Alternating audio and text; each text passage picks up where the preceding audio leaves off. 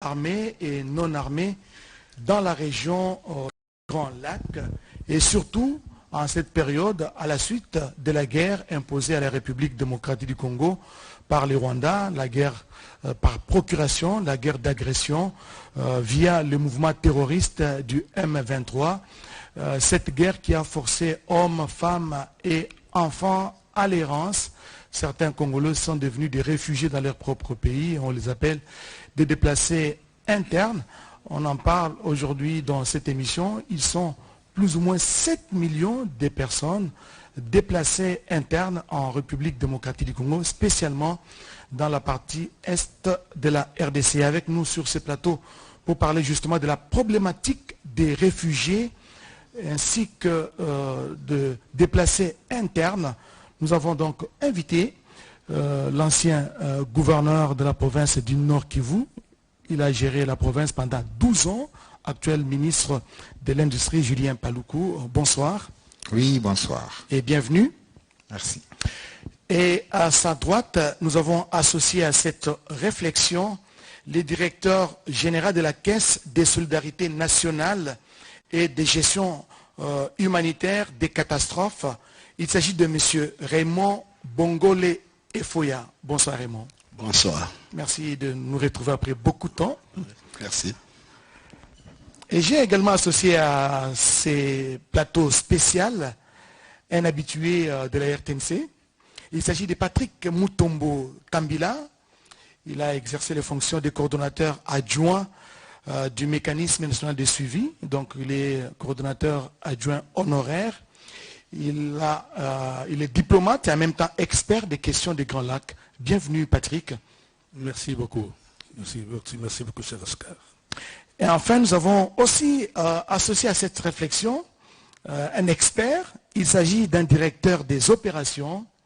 Il s'appelle François Malonda. Il est directeur des opérations à la Commission nationale pour le réfugié. Et bienvenue François et bonsoir. Merci, monsieur Oscar. Pour installer justement cette conversation, M. Julien Paluku Kaongia, vous avez été gouverneur, donc un témoin oculaire, un témoin vivant de tous les mouvements de population dans la région des Grands Lacs. Dites-nous, qu'est-ce qui est à l'origine de ces déplacements massifs de population vers la RDC ou en dehors de la RDC, au niveau de la région des Grands Lacs? Oui, merci beaucoup. C'est une grande question, celle liée aux réfugiés, parce qu'elle date d'avant les indépendances, avec bien évidemment cette traversée de part et d'autre entre les Rwandais, la RDC ou le Congo à l'époque, entre les Burundi, le Congo, entre l'Ouganda et le Congo. Mais tout de suite, pour ceux qui ne savent pas, l'histoire des Grands Lacs est dominée par des crises.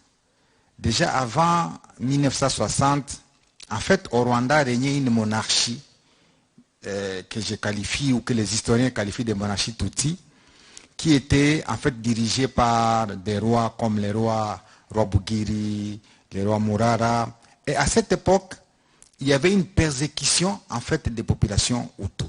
Ce qui faisait que les populations Hutus préféraient alors aller migrer vers la partie congolaise, et c'est ce qui justifie que les territoires de Rutshuru et de Masisi sont habités par des Hutus. Lorsque vous voyez par exemple à côté de Bunagana, il y a le district qu'on appelle le district de Kisoro en Ouganda, il est aussi habité par des Hutus. Ce sont des mouvements des gens qui fuyaient en fait la monarchie qui avait imposé un pouvoir solide au Rwanda à l'époque, ce qui justifiait la traversée des populations Hutus vers les pays voisins. Donc ça n'a pas commencé aujourd'hui. Ça n'a pas commencé aujourd'hui. Alors, maintenant, face à cette radicalisation du pouvoir Tutsi au Rwanda, il y a eu petit à petit une prise de conscience de certaines élites de la communauté Hutu à l'époque, et cette prise de conscience a été accompagnée par les colonisateurs belges qui vraiment, face à la montée de la monarchie, a voulu doser pour organiser les premières élections avant l'indépendance. Là nous sommes en 1956, et lorsqu'on organise les élections au Rwanda, 60% des postes locaux sont gagnés par les Hutus, ce qui met un peu à balance le pouvoir Tutsi de l'époque. Et un journal, pour ceux qui savent lire l'histoire, en 1956, un journal ici au Congo qu'on appelle la Présence africaine, va recenser toutes les atrocités commises sur les populations Hutus à l'époque, ce qui va davantage révolter encore l'élite Hutu jusqu'à ce qu'on va avoir une révolution rwandaise en 1959 qu'on appelle la Toussaint rwandaise, qui va persécuter les Tutsis, et c'est ce qui va justifier la traversée, cette fois-ci des Tutsis, pas des Hutus, vers la RDC, vers la Tanzanie, vers l'Ouganda. Et donc, ces décors-là vous montrent qu'à un moment, ce sont les Hutus qui sont venus sur le territoire congolais. À un autre moment, en 1959, lorsque les Hutus se révoltent, ce sont les Tutsis qui viennent aussi sur le territoire congolais. Et ils se retrouvent. Et donc, là, on situe l'origine des conflits entre les deux. Comme ils avaient des conflits au Rwanda entre eux, ils viennent se retrouver encore au Congo pour que les mêmes conflits puissent recommencer. Donc ce sont ces mêmes conflits qui sont transposés sur le sol congolais. Ça, nous sommes en 1959. Et des milliers de Tutsis migrent vers la Tanzanie, vers l'Ouganda, vers la RDC. Et ils ont tenté peut-être de revenir en 1963 pour tenter de reprendre le pouvoir à Kigali, qui était déjà entre les mains d'un leader Hutu qu'on appelle Grégoire Kayibanda, qui l'a gardé jusqu'au coup d'État du président Habyarimana en 1973. Ça, c'est l'histoire des traversées. Alors, maintenant, les réfugiés Tutsis qui avaient fui, ils étaient estimés à près de 300 000 dans tous les pays de la région, vont commencer à s'organiser pour effectivement reprendre le pouvoir à Kigali. Et l'organisation n'a pas été facile. Ils vont commencer par le faire à travers l'Ouganda. C'est ainsi qu'en 1986, le président Museveni, qui est aussi de la même souche, va prendre le pouvoir en mettant fin au régime de Milton Obote pour prendre en 1986 le régime, disons le pouvoir en Ouganda. Et ça va être un tremplin pour la préparation de l'élite réfugiée Tutsi qui avait fui à travers les pays. C'est ce qui justifiera en 1990 le début de la guerre du FPR. Effectivement, c'était en octobre 1990 lorsque la guerre commence. Cette fois-ci, l'élite Tutsi, qui était constituée de réfugiés, va reprendre les armes pour tenter de reconquérir le pouvoir au Rwanda. Et c'est à ce moment-là que, 4 ans plus tard, lorsque le président Kagame prend le pouvoir en 1994, l'ensemble des Tutsis qui avaient fui l'extérieur retrouvent un pouvoir qui est revenu, et c'est ce qui va justifier de nouveau un mouvement inverse des Tutsis qui sont disséminés à travers le monde pour revenir encore une fois au Rwanda. Là, nous sommes et à pour 1994. le moment, ce sont plus de réfugiés Hutus qui ne sont pas au pays, qui sont en dehors de frontières nationales. Oui, là, je vous explique comment et les Hutus et les Tutsis, tous ont été concernés par des mouvements de réfugiés de part et d'autre, au regard du pouvoir qui était établi à Kigali. Alors, lorsque le président Kagame prend le pouvoir en 1994, il s'observe un autre mouvement maintenant encore inverse, cette fois-ci des populations rwandaises et Hutus qui quittent le Rwanda vers la RDC. C'est ce qui justifie en fait la présence de ce qu'on a appelé les Interahamwe qui fuient le pouvoir Tutsi qui venait de s'établir effectivement à Kigali. Là, c'était en 1994. Là, c'était en 1994. Et 30 ans après. Et maintenant, quand on dépasse 1994, les réfugiés rwandais sont ici, Kagame prend le pouvoir, il s'est dit, il y a des génocidaires qui ont traversé la frontière, il faut que je les poursuive. C'est ça, ce qui va justifier la guerre en 1996, celle de l'AFDL. Et quand cette guerre, qui est soutenue par l'élite Tutsi, a lieu sur le sol congolais, les Tutsis qui sont sur le sol congolais se trouvent menacés. Ils reprennent la voie du refuge pour entrer au Rwanda, qui semble être un territoire sécurisé pour eux. Donc voilà plus ou moins le va-et-vient qu'on a observé dans la région des Grands Lacs, qui a justifié des mouvements et des Hutus et des Tutsis de part et d'autre. Et si aujourd'hui vous apprenez qu'en RDC, il y a des réfugiés rwandais, c'est tout à fait vrai.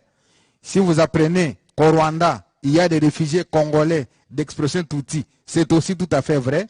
Maintenant, la question reste de savoir à quelle proportion est-ce que le nombre de réfugiés se trouve dans l'un ou l'autre territoire de la RDC ou du Rwanda. Voilà plus ou moins planter les décors. C'est un peu beaucoup plus technique pour les gens qui ne sont pas habitués à ce genre d'exercice. Merci. Monsieur Julien Paloukou pour ces rappels historiques très très importants. Monsieur François Malonda, vous êtes directeur des opérations à la Commission nationale pour les réfugiés. Dites-nous comment ces réfugiés sont-ils arrivés au Congo? Est-ce qu'il y avait une identification au préalable pour savoir qui est qui? Est-ce qu'il y avait des Tutsis, il y avait des Hutus, il y avait des enfants?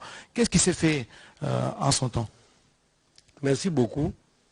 Nous savons que la dernière vague de réfugiés que nous avons aujourd'hui sont arrivés principalement en 1994. À la suite, comme l'excellence Paloukou l'a dit, à la suite de l'arrivée au pouvoir de Kagame, avec tout ce qu'il y a eu comme exaction de son pouvoir vis-à-vis de certaines populations qui, face à cela, ne pouvaient que partir du Rwanda pour mettre leur vie à l'abri de ces menaces-là. C'est ainsi qu'ils sont arrivés. Mais maintenant, nous sommes en 1994, où le gouvernement à l'époque avait pression de la communauté internationale et consorts. Les gens sont entrés avec tout ce qu'ils avaient. Et ils sont entrés au Congo. Il y avait on parle de plus ou moins de 2 millions de personnes. Et on a créé des camps. Mugunga et consorts là. On a créé des camps, ils sont entrés et ils ont commencé à vivre au Congo. C'est par la suite qu'il y aura des enregistrements. Je disais, quand ils sont entrés, tellement il y avait l'afflux, le gouvernement congolais était débordé à l'époque.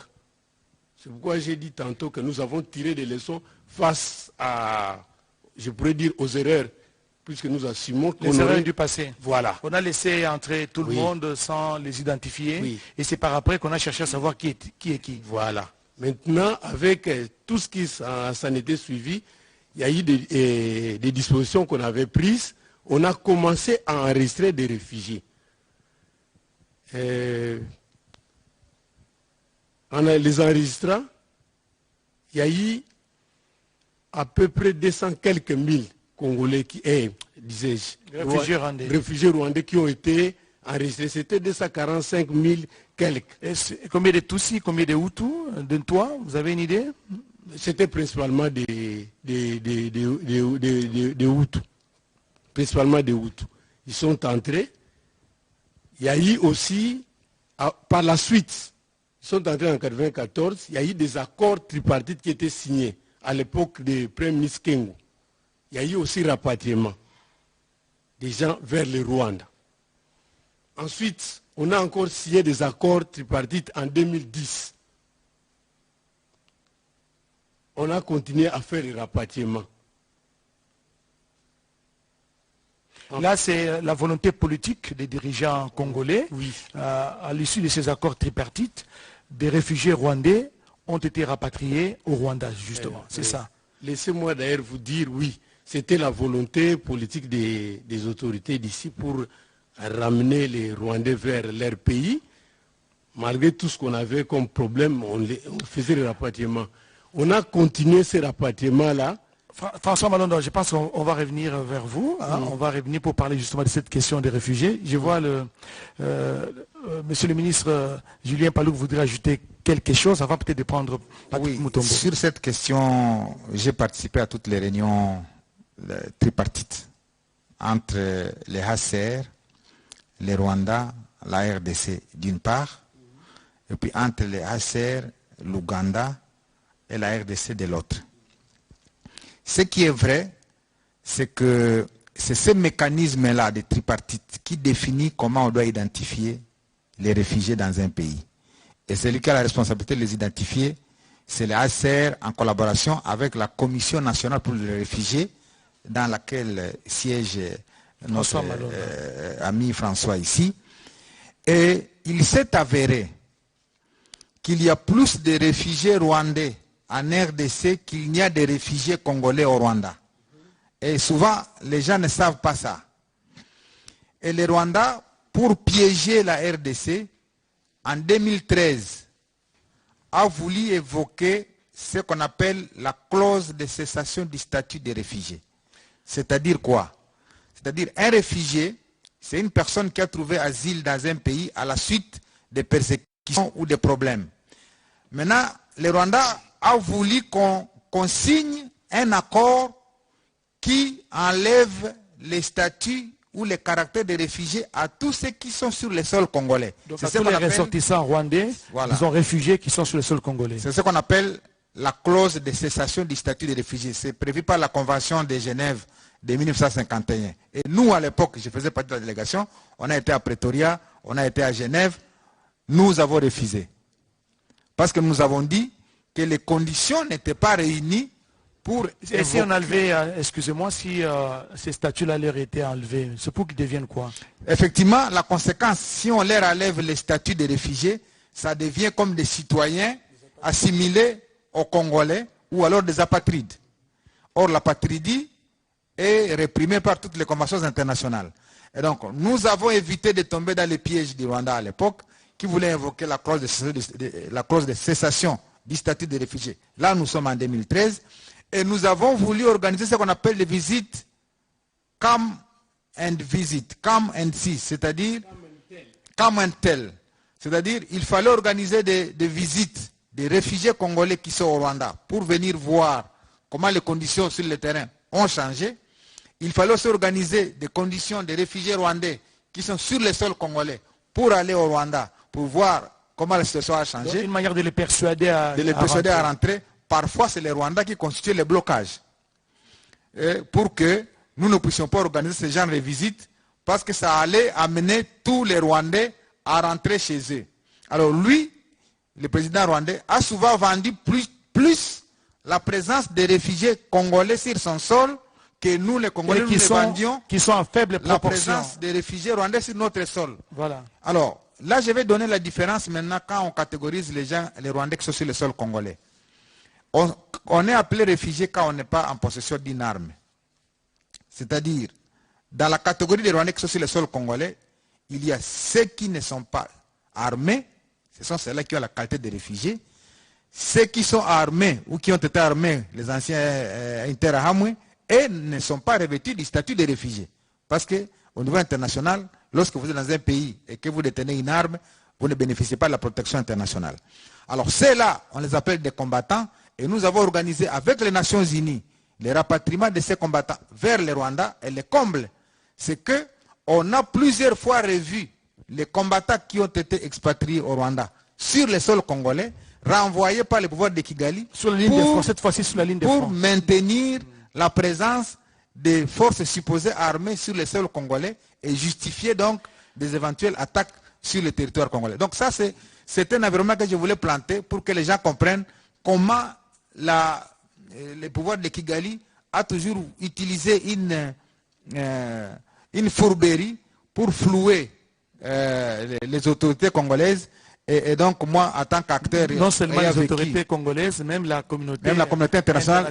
Et même celle-ci est tombée dans ce piège pour considérer que c'est la RDC qui a tort, alors que c'est la RDC qui souffre de la présence de plus de 200 000 personnes d'origine rwandaise sur son sol. Voilà plus ou moins ce que je voulais dire. Merci Patrick Mutombo Kambila. Vous êtes expert des questions des Grands Lacs. Vous avez été coordonnateur adjoint honoraire au mécanisme national des suivis. Parlons un peu des aspects juridiques de cette question des réfugiés et rwandais et congolais. Oui, merci beaucoup, cher Oscar. Parce que nous sommes en train de parler des réfugiés et que cela se remarque aisément comme une conséquence directe de la situation volatile que nous avons connue dans les Grands Lacs, puisqu'au jour d'aujourd'hui, commémorant les 30 ans de l'autre côté du génocide rwandais et que le président Kagame continue à dire que le M23 prend les armes pour se battre afin de retourner les réfugiés rwandais qui sont sur le sol, qui sont chez lui depuis plus de 20 ans, vous l'avez entendu certainement chez votre collègue François Soudan. Donc nous plantons là maintenant le décor qui consiste à savoir, quand on parle de réfugiés, le ministre Paluku l'a dit, et par rapport au contexte diplomatico-juridique, il faut d'abord savoir que les accords tripartites que nous avons signés avec le Rwanda et le ACR et qui ont été évoqués par M. Malonda ici présent, ont une base juridique. Et qui dit base juridique, d'abord il faut revenir à la résolution 428 de l'Assemblée générale des Nations Unies du 14 septembre 1950.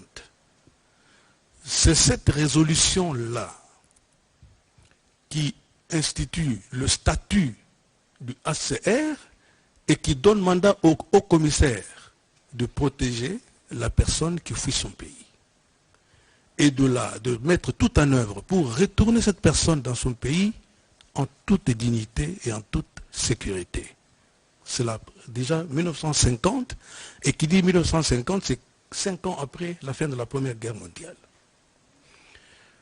Arrive 1951, il y a eu la Convention de Genève qui régule cette question des réfugiés. 1969, nous avons tous comme pays africains obtenu nos indépendances. L'Organisation de l'Unité africaine, qui deviendra l'Union africaine, plus tard, va signer ce qu'on appelle la Convention pour les réfugiés. Et dans son point 5, elle institue que les réfugiés doivent rentrer chez lui sur base volontaire. Donc, on ne peut pas obliger quelqu'un à rentrer dans son pays, surtout si il n'a pas encore reçu des informations que ce pays est devenu safe, sécurisé. Ça, c'est ce que le ministre a dit tantôt. Ça, c'est sur le plan. C'est ça. Hein? Oui, oui. Comme Intel, c'est en anglais. Et ça, c'est sur le plan africain. Maintenant, sur le plan national, il faudrait que notre opinion, notre peuple sache que la première accord de siège que la RDC, alors Zaïre, a signé avec le ACR pour autoriser que le ACR ait ses bureaux sur le territoire national, date de 1975. Et quand vous regardez l'année 1975 dans l'histoire de notre pays, c'est parmi les années les plus calmes. Mais comment expliquer que nous ayons signé cet accord de siège? Vous comprendrez que dans la vocation du gouvernement de l'époque de Maréchal Mobutu, alors Zaïre, c'était que le Congo, le Zaïre à l'époque, était un pays qui pouvait gérer les réfugiés et les retourner chez eux. Et tous ceux qui passaient par le Zaïre trouvaient dans le Zaïre un pays qui les accueillait et qui les retournait chez eux. Voilà pourquoi nous avons signé dès 1975 l'accord de siège. Pendant que le Rwanda n'a signé son accord de siège avec le ACR qu'en 2010, en 1990. Donc regardez où se trouve 1975, 1990, cet écart, ça vous dit déjà tout. Quand il faut se référer au récit du ministre Kaongia, ici présent, pour montrer la question de la récurrence des réfugiés dans le Rwanda ne datant pas d'aujourd'hui. Donc on a vu aussi que la culture de solutionner le problème des réfugiés chez les Rwandais est une culture tardive. Est-ce que peut-on dire aujourd'hui que la question des réfugiés, c'est une nébuleuse entretenue par le Rwanda? Parce qu'il y a eu une volonté manifeste. Nous avons suivi le ministre Julien Kaongia tout à l'heure. Il a dit que la RDC a manifesté la volonté de rapatrier. Et des réfugiés ont été rapatriés plusieurs fois. Est-ce qu'il y a une volonté manifeste du côté du Rwanda à les recevoir?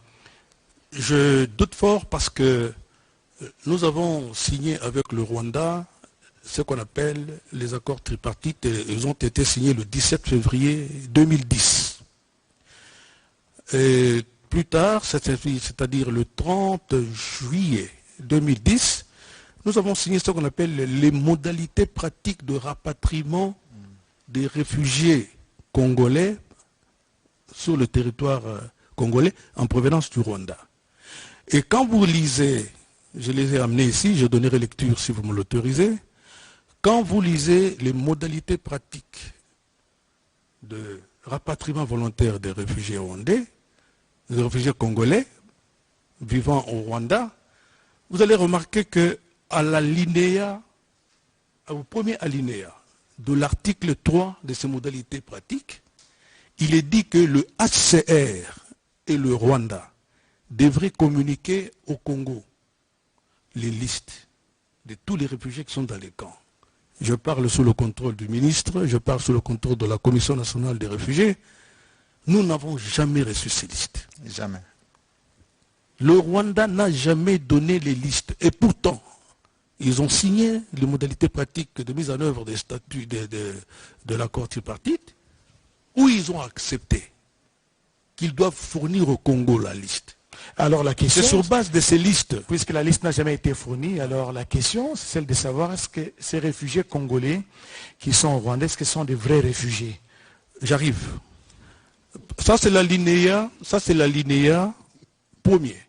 Mais il faut continuer à l'alinéa 2. Tout comme à l'alinéa 3.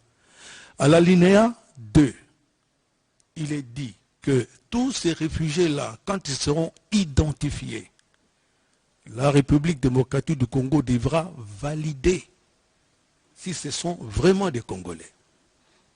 Et la validation se fait dans ce que j'ai pu développer. Le profilage. Dans l'émission passée, le profilage de type 5. Ça peut énerver peut-être au Rwanda, revenez mais c'est ça notre réalité. Profilage, ça veut dire quoi? Il y a quelle rubrique dans ce profilage? Dans le profilage, vous m'autorisez? Allez-y, allez-y, vous avez tout le temps. Allez-y, le profilage, il y a quelle rubrique qui intervient dedans? Dans le profilage, l'article 2, l'alinéa 2 de l'article 3 dit « L'enregistrement qui sera effectué dans les camps et en milieu urbain servira notamment de base à la planification du rapatriement et à la détermination du profil des bénéficiaires ainsi que leur zone d'origine, de retour par province, district, commune, territoire, secteur ou chefferie, groupement ou village. » C'est signé et par le Rwanda et par la RDC. J'étais présent. Ça c'est l'accord de... Alinéa 3. Tripartite, hein? C'est ça qui énerve. Voilà. Alinéa 4.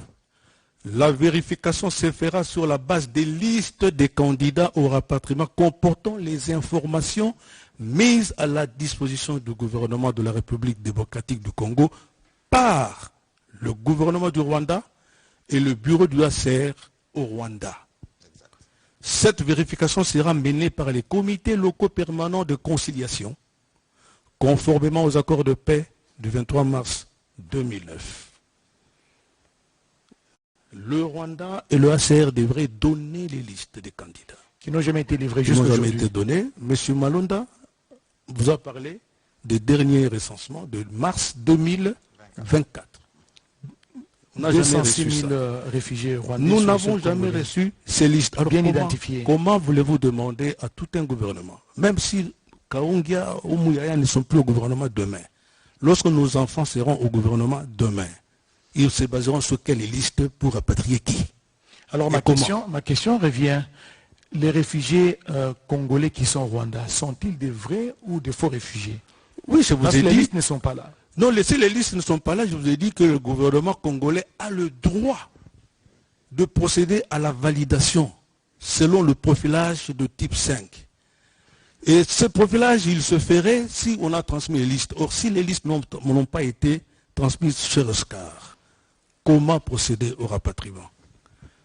Parce que, il ne faut pas oublier, nous ne disons pas ici, il ne faut pas qu'on nous interprète mal. Nous ne disons pas qu'il n'y a pas de réfugiés congolais Tutsi au Rwanda. Il y a des réfugiés congolais Tutsi au Rwanda.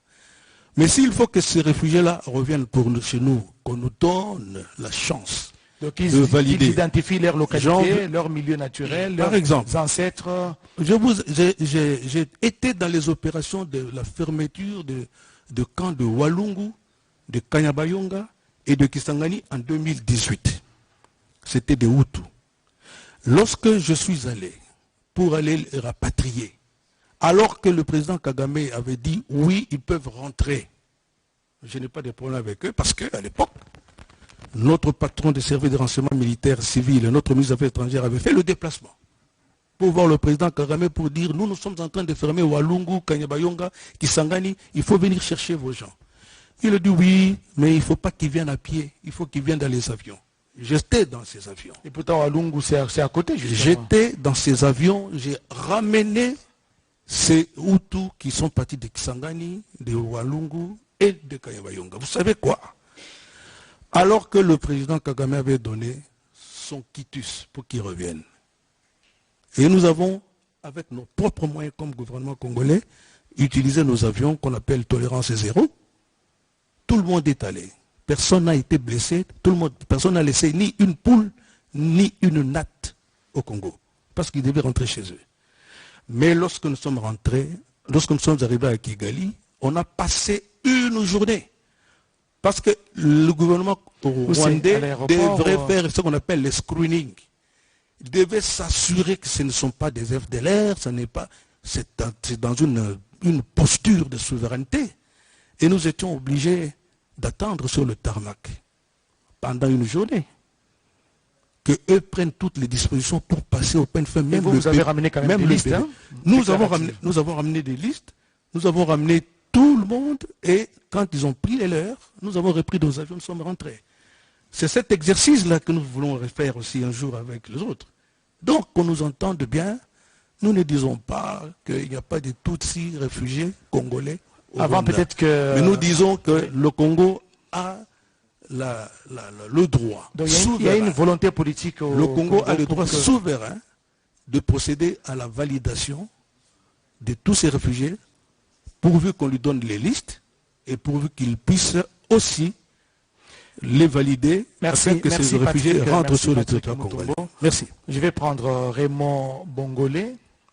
Efoya, vous êtes directeur général de la Caisse de solidarité nationale et de gestion humanitaire des catastrophes. Parlez-nous un peu des conséquences sur le plan humanitaire de ces mouvements de population. On a parlé de 206 000 réfugiés rwandais, Tutsis, Hutus, toi y compris, qui sont sur le sol congolais, et des mouvements de population, maintenant que je vous parle, avec justement les déplacés internes qui se comptent par centaines de milliers, plus ou moins 7 millions de personnes qui sont dans les rangs dans la partie est du pays. Oui, je voudrais donner un peu de statistiques par rapport aux conséquences de la situation qui a débuté au Rwanda en 1994, dans le Congo, la RDC est en train de subir des conséquences humanitaires très graves. Je prends le nombre de morts. Nous comptons au moins 12 millions de morts. Et s'il faut considérer le nombre de morts, c'est la somme de la population de deux pays voisins, la RCA et la République du Congo. C'est aussi la somme de la population du Royaume de Belgique. Les 12 millions de morts en 30 ans. Nous avons 7 millions de personnes déplacées internes. C'est la somme de la population du Congo-Brazzaville et du Gabon. Donc si on devait réfléchir à haute voix, donc ce sont des pays qui devaient être créés sur la carte. C'est le pays qui devait être décimé. Sur la carte géographique. C'est la carte, oui. Je continue encore. Nous avons au moins 2 millions de femmes violées. 2 millions de femmes violées représenteraient la population du Gabon si le Gabon n'était constitué que de femmes. Ça c'est... Nous avons 3,5 millions d'enfants en perdition scolaire. Ça, je donne juste les conséquences humanitaires. Vous voyez que c'est trop grave.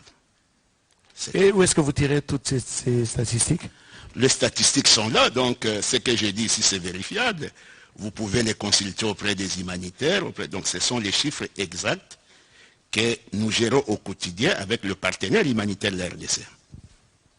Julien Paluku, un commentaire.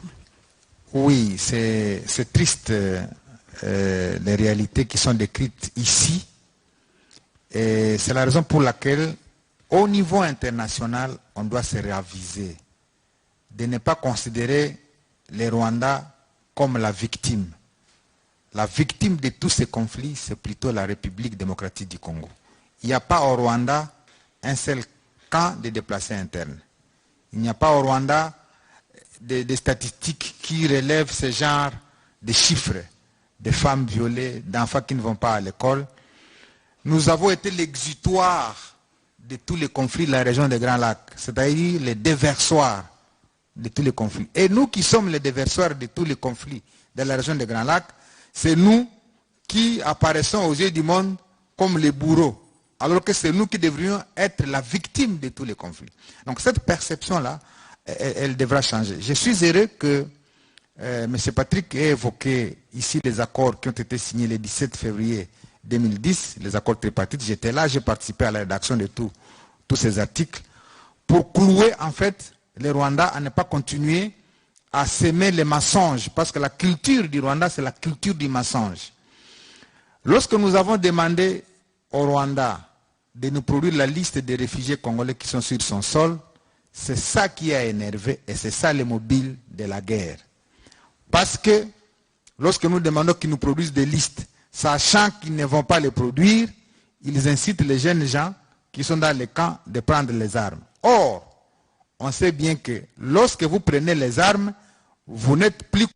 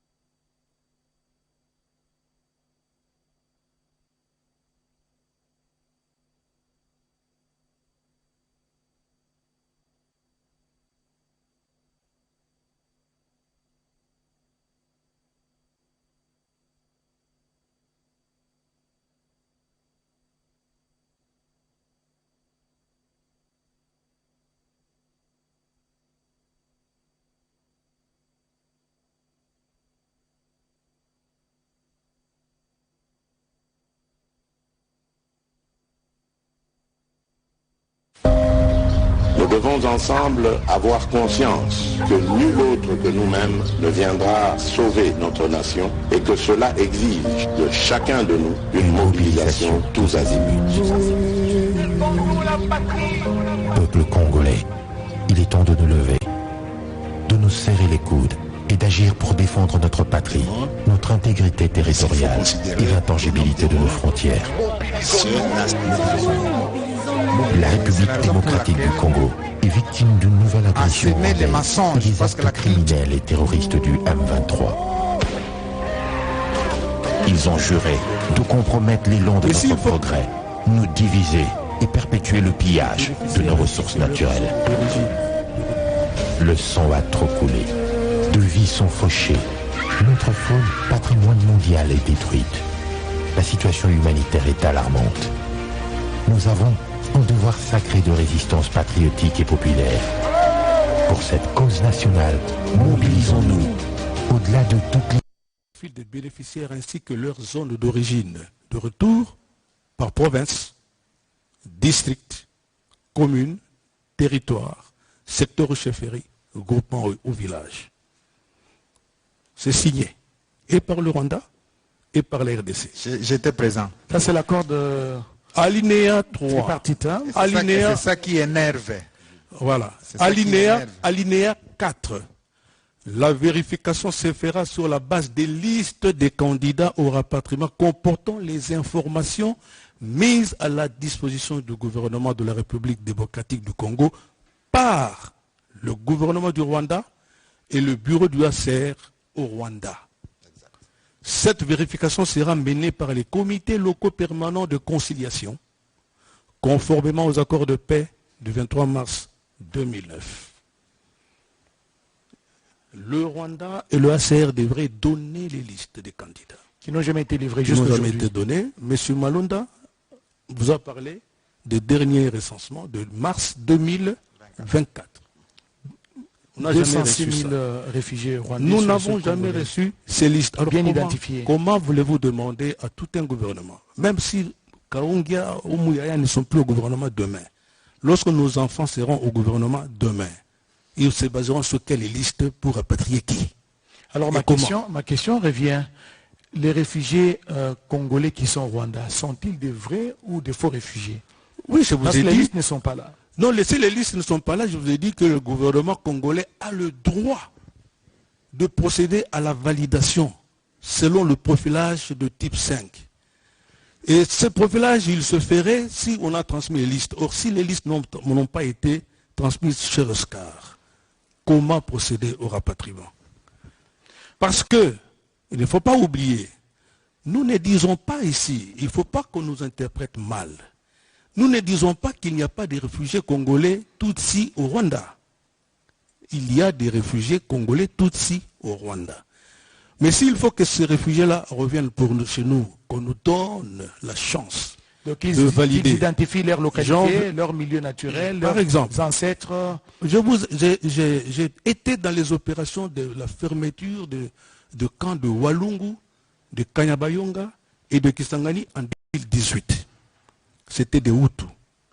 Lorsque je suis allé pour aller les rapatrier, alors que le président Kagame avait dit oui, ils peuvent rentrer, je n'ai pas de problème avec eux parce qu'à l'époque, notre patron de service de renseignement militaire civil et notre ministre des Affaires étrangères avait fait le déplacement pour voir le président Kagame pour dire nous sommes en train de fermer Walungu, Kanyabayonga, Kisangani, il faut venir chercher vos gens. Il a dit oui, mais il ne faut pas qu'ils viennent à pied, il faut qu'ils viennent dans les avions. J'étais dans ces avions. Et pourtant, à Lungu, c'est à côté, justement. J'étais dans ces avions, j'ai ramené ces Hutus qui sont partis de Kisangani, de Walungu et de Kanyabayonga. Vous savez quoi? Alors que le président Kagame avait donné son quitus pour qu'ils reviennent. Et nous avons, avec nos propres moyens comme gouvernement congolais, utilisé nos avions qu'on appelle tolérance zéro. Tout le monde est allé. Personne n'a été blessé, personne n'a laissé ni une poule, ni une natte au Congo. Parce qu'ils devaient rentrer chez eux. Mais lorsque nous sommes rentrés, lorsque nous sommes arrivés à Kigali, on a passé une journée. Parce que le gouvernement rwandais devrait faire ce qu'on appelle le screening. Il devait s'assurer que ce ne sont pas des FDLR, ce n'est pas, c'est dans une posture de souveraineté. Et nous étions obligés d'attendre sur le tarmac pendant une journée que eux prennent toutes les dispositions pour passer au peine fin. Même vous avez ramené quand même des listes, hein? Nous avons ramené des listes, nous avons ramené tout le monde et quand ils ont pris les leurs, nous avons repris nos avions, nous sommes rentrés.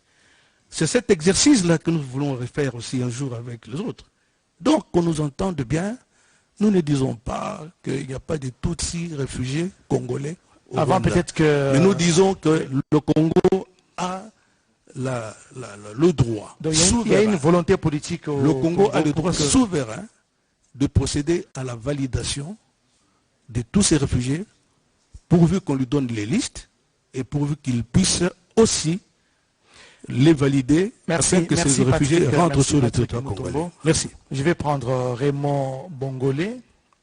Efoya, vous êtes directeur général de la Caisse de solidarité nationale et de gestion humanitaire des catastrophes. Parlez-nous un peu des conséquences sur le plan humanitaire de ces mouvements de population. On a parlé de 206 000 réfugiés rwandais, Tutsis, Hutus, toi y compris, qui sont sur le sol congolais. Et il y a des mouvements de population, maintenant que je vous parle, avec justement les déplacés internes qui se comptent par centaines de milliers, plus ou moins 7 millions de personnes qui sont dans l'errance dans la partie est du pays.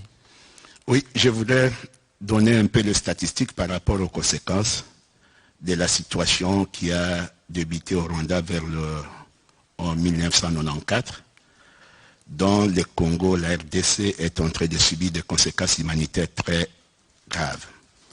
Je prends le nombre de morts. Nous comptons au moins 12 millions de morts Et s'il faut considérer le nombre de morts, c'est la somme de la population de deux pays voisins, la RCA et la République du Congo. C'est aussi la somme de la population du Royaume de Belgique, les 12 millions de morts en 30 ans. Nous avons 7 millions de personnes déplacées internes. C'est la somme de la population du Congo-Brazzaville et du Gabon. Donc si on devait réfléchir à haute voix, donc ce sont des pays qui devaient être rayés sur la carte. C'est le pays qui devait être décimé. Sur la carte géographique. C'est la carte, oui. Je continue encore. Nous avons au moins 2 millions de femmes violées. 2 millions de femmes violées représenteraient la population du Gabon si le Gabon n'était constitué que de femmes. Ça c'est... Nous avons 3,5 millions d'enfants en perdition scolaire. Ça, je donne juste les conséquences humanitaires. Vous voyez que c'est trop grave. Et où est-ce que vous tirez toutes ces statistiques? Les statistiques sont là, donc ce que je dis ici c'est vérifiable. Vous pouvez les consulter auprès des humanitaires. Donc ce sont les chiffres exacts que nous gérons au quotidien avec le partenaire humanitaire de la RDC. Julien Paluku, un commentaire. Oui, c'est triste les réalités qui sont décrites ici. Et c'est la raison pour laquelle, au niveau international, on doit se réaviser, de ne pas considérer les Rwandais comme la victime. La victime de tous ces conflits, c'est plutôt la République démocratique du Congo. Il n'y a pas au Rwanda un seul camp de déplacés internes. Il n'y a pas au Rwanda des statistiques qui relèvent ce genre de chiffres, de femmes violées, d'enfants qui ne vont pas à l'école. Nous avons été l'exutoire de tous les conflits de la région des Grands Lacs, c'est-à-dire les déversoirs de tous les conflits. Et nous qui sommes les déversoirs de tous les conflits de la région des Grands Lacs, c'est nous qui apparaissons aux yeux du monde comme les bourreaux, alors que c'est nous qui devrions être la victime de tous les conflits. Donc cette perception-là, elle devra changer. Je suis heureux que M. Patrick ait évoqué ici les accords qui ont été signés le 17 février 2010, les accords tripartites. J'étais là, j'ai participé à la rédaction de tous ces articles, pour clouer en fait les Rwandais à ne pas continuer à s'aimer les mensonges, parce que la culture du Rwanda, c'est la culture du mensonge. Lorsque nous avons demandé au Rwanda de nous produire la liste des réfugiés congolais qui sont sur son sol, c'est ça qui a énervé et c'est ça le mobile de la guerre. Parce que lorsque nous demandons qu'ils nous produisent des listes, sachant qu'ils ne vont pas les produire, ils incitent les jeunes gens qui sont dans les camps de prendre les armes. Or, on sait bien que lorsque vous prenez les armes, vous n'êtes plus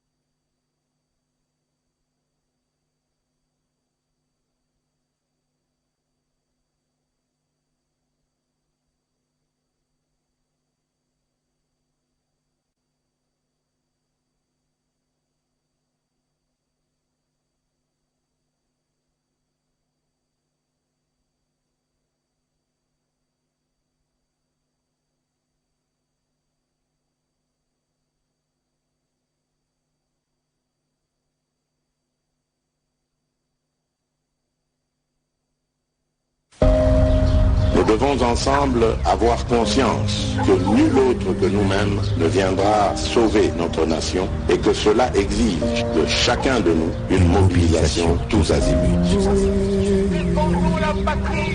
Peuple congolais, il est temps de nous lever, de nous serrer les coudes et d'agir pour défendre notre patrie, notre intégrité territoriale et l'intangibilité de nos frontières. La République démocratique du Congo est victime d'une nouvelle agression rwandaise et des actes criminels et terroristes du M23.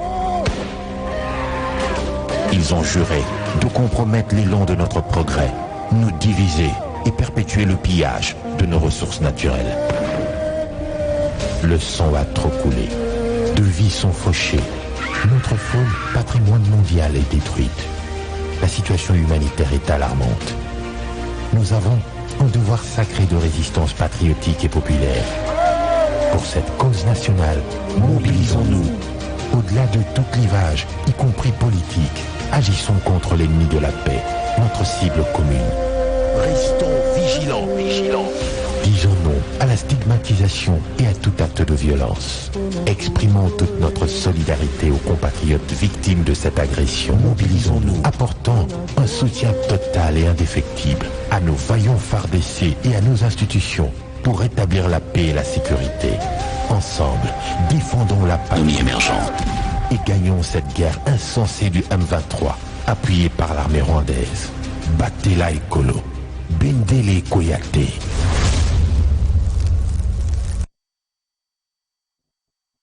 Émergente. Bienvenue en RDC, un pays doté de riches gisements de cuivre, de cobalt, d'étain, de tantale, d'or, de diamants, de lithium, de nickel et de plusieurs terres rares au monde. Nos ressources naturelles sont au cœur des objectifs de développement durable et sont indispensables dans la transition énergétique qui doit permettre à la planète de basculer vers l'énergie propre. Alors que le monde en profite, nos populations devraient également en profiter pour un avenir meilleur et prospère. La collaboration et la coopération pour le développement et la croissance mutuelle sont la voie à suivre pour fournir des infrastructures de base et élever le statut socio-économique de notre peuple. La RDC accueille les investissements du monde entier. Agence de pilotage, de coordination et de suivi des conventions de collaboration signées entre la République démocratique du Congo et ses partenaires privés, l'APCSC en sigle, est un instrument très stratégique. C'est en fait le bras ouvrier pour le développement intégré de notre pays. Les gestionnaires des ressources naturelles font leur travail d'une part et les gestionnaires des infrastructures présentent des états de besoin de l'autre part. Maintenant, il faut un trait d'union qui connecte le besoin au potentiel. C'est ça la PCSC. Fidèle à la vision chère au chef de l'État, celle de développer la RDC en lui dotant des infrastructures de base grâce à ses ressources naturelles. Notre détermination, c'est de voir un Congo industrialisé, un Congo développé, un Congo où on peut se déplacer, un Congo où on peut imaginer l'inimaginable. Donc, si vous envisagez un investissement important pour des perspectives mutuellement bénéfiques, contactez-nous. APCSC souhaite la bienvenue au monde en RDC et à son tour fait du monde de la RDC une économie florissante, prospère et inclusive. Monaco Kembisa Transparence. Chaque fin de l'année, par contre, SENSAP et Zalaka certifié par un cabinet d'audit externe international. Il y a catégorie Big Four.